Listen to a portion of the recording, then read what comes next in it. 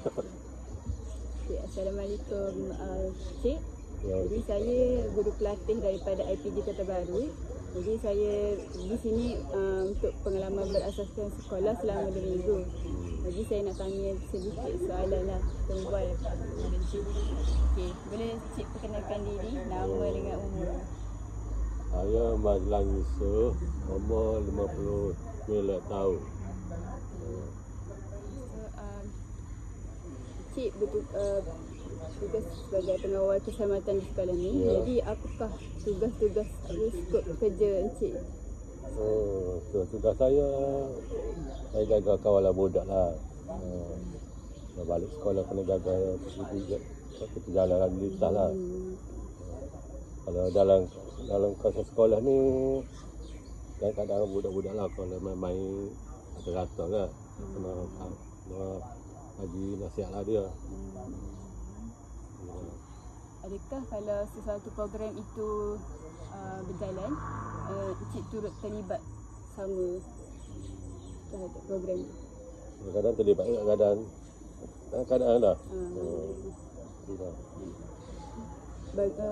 Soalan lain, bagaimanakah Cik nak mengawal macam keluar masuk ibu bapa yang datang ataupun daripada segi kawalan terhadap orang luar? Itu kalau ibu bapa ada kerja, kalau ada pergi jabat kan, kita tak saya bagi pas pelawak ke jabat kan. Itu kalau macam tak jumpa anak kan, nak berapa kena tunggu sini lah.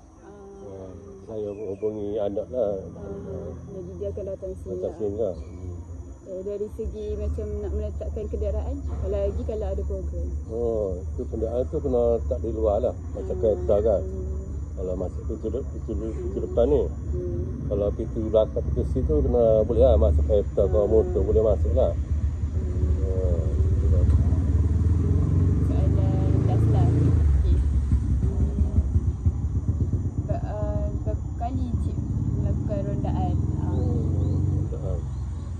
Dua jam sekali.